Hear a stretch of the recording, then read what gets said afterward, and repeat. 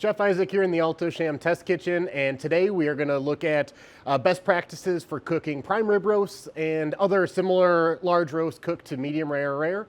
Let's get started. All right, the first thing we need to do is make sure the cavity is actually configured. We have two different controls. We're going to start with the deluxe and we'll go through the simple. First thing we need to do is make sure that our racks are evenly spaced. We're going to cook 3 roasts today, so we want them equally spaced here. I'm going to take a look at the vent on the side of the door here. Typically for a partial load, we'll recommend that it's opened halfway. For this load today, we're cooking a pretty decent sized load, and we're just going to go ahead and open all these vents up. It's going to help us get some good texture on the exterior of those roasts, and we're really not going to affect the yield at all. Next thing we need to do is to calibrate the probe.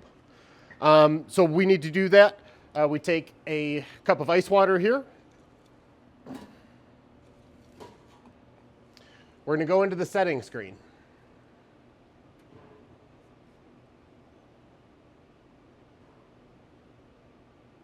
We're going to scroll down to where it says Calibrate Probes.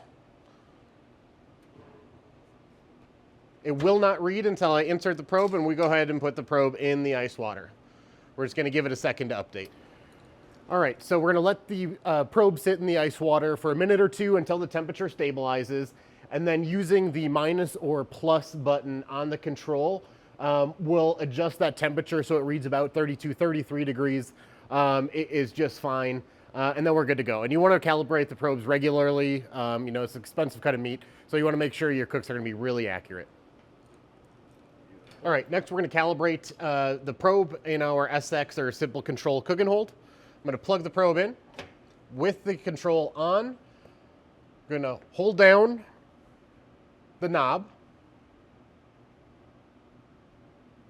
We'll get to the settings screen, and I'm going to scroll until I find PCal or probe calibration. I'm going to depress the knob again, and then it's going to ask if I want to be in the top or bottom cavity. We are in the top, so we'll confirm that. Get our probe in the ice water, and once again, once this temperature stabilizes, we rotate that knob to get to about 33 degrees Fahrenheit, and depress the knob again, and we're off to the races. So we're going to program a recipe for our prime rib roast next. I'm going to select the chamber that we're cooking in. This is our preheat temperature, so I'm going to preheat to 250 degrees Fahrenheit. The plus button in the bottom left corner will give us our next step. We want to cook next. We'll select the cook icon. Next, we want to make sure that we select the probe icon. If you have a cook and hold unit that has a probe feature, you always want to use it. It's the best way to ensure really consistent results. Next, we need to adjust our probe cutoff temperature. For the prime rib roast, we're going to do 100 degrees Fahrenheit. We're cooking at 250 degrees, which is perfect. And next, we need to add our hold step. So select the plus icon one more time. Then select hold. And again, if you're using a hold with a probe, we always want to select probe hold at the top. Next, we select our probe hold temperature. I want to hold this roast at 132 degrees Fahrenheit. And that probe hold is really going to control the cavity so that we don't overcook or undercook our roast. Now that I've entered all the cooking steps, I hit the green button, and it's going to begin preheating. And then we'll be ready to load here in just a little bit. All right, so to write a recipe on our Simple or SX control, we have the interface turned on, and you'll see the icons flashing. So first we need to enter our cook temperature. So I'm going to select the cook icon, and we'll select our cook temperature by rotating the dial. We want 250 degrees Fahrenheit. Next, we press the knob to enter that temp in. Next, we're going to enter our probe temperature. And again, to adjust the probe temperature, we rotate the knob. We're going to settle in at 100 degrees Fahrenheit and depress the knob. And next we have our hold step. We're going to select the flashing hold icon. And to activate the probe hold function, we then press the probe button next to it. Once they are both illuminated, we know we're using probe hold for our holding portion of this cook. We rotate the dial to our desired probe hold temperature, which is our exact final internal temperature. For this one, we will do 132 degrees Fahrenheit, and we will depress the knob once more. Now you'll see that our start button has begun flashing. We select the start button, and it will begin the preheat after it cycles through our cook steps. So once this is preheated, we'll be ready to load. Both of our ovens that we're cooking in today are preheated. We set up all the racks and the vents, so we're good to go there. You'll notice that I've taken a weight of each of these roasts. They range from 14.5 pounds up to almost 16.5 pounds. When we load these roasts, we always want to put the heaviest roast on the top of the cavity and the lightest roast on the bottom. You'll also notice that we preheated the ovens without the probe installed. It's important that these aren't installed in the oven when it's preheated. And we're going to insert this into the middle roast that's going to go directly in the center of the cavity. It's also really important that we don't cook these on full-size sheet pans. If we're only cooking 1 or 2 roasts, we could cook a roast in a racked hotel pan or on a racked half sheet pan. That's perfectly fine. That helps with cleanup at the end of the day, so you don't have to clean all the oven racks. But doing more than 1 or 2 roasts, you're going to want to cook those roasts directly on the shelves in the oven. So we're ready to load, and we'll switch over here to the deluxe control first. All right, the oven is preheated. We know it's turned green, says ready. Pro tip when you're cooking in these, if you want to take a piece of parchment paper and actually line that internal drip pan, it'll make cleaning a lot easier when you're cooking directly on the wire shelves. And then starting from the top of the cavity, we're going to take our heaviest roast here.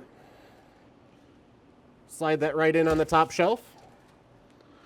Next, our probed roast here. Slide that right in. We can plug this in right away. And then our smallest roast here on the bottom.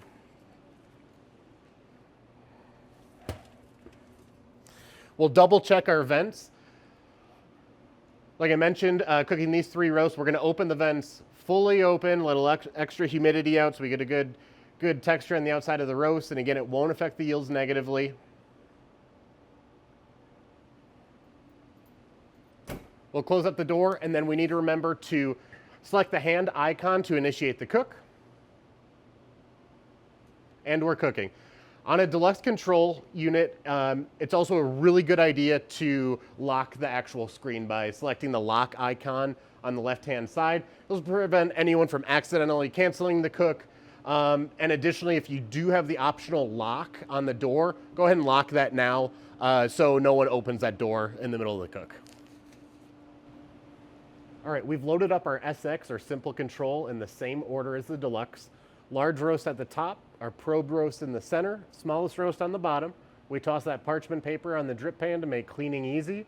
Vents are open, fully preheated, probes installed, and now we are going to hit the play button to actually get this going. Once we've started the cook, we want to go ahead and lock the controls, and to do that, we press down the knob and the power button simultaneously, and we lock the control.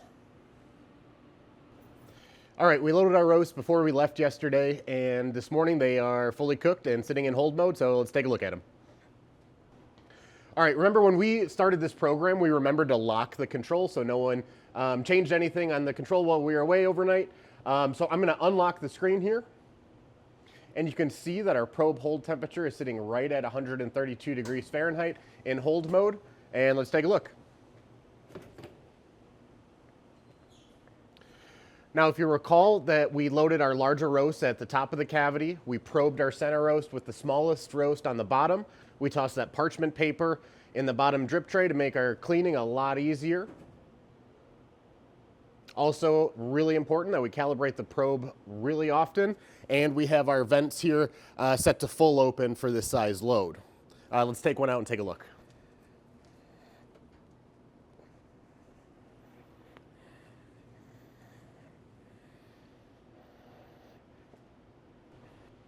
If you follow these simple steps to cooking a roast, like a primary roast to medium rare, medium, you'll have excellent results. Always remember to calibrate your probe. Ensure your cavity is fully preheated before you load. And we also want to remember that we're going to put our largest roast at the top, our center roast, smallest roast on the bottom. and we're not going to cook on a full-size sheet pan. So if you're only doing 1 or 2 roasts, you want to save on cleaning, feel free to cook it on a racked half sheet pan or hotel pan, and lock your screen before you go home at night, and you'll have excellent results.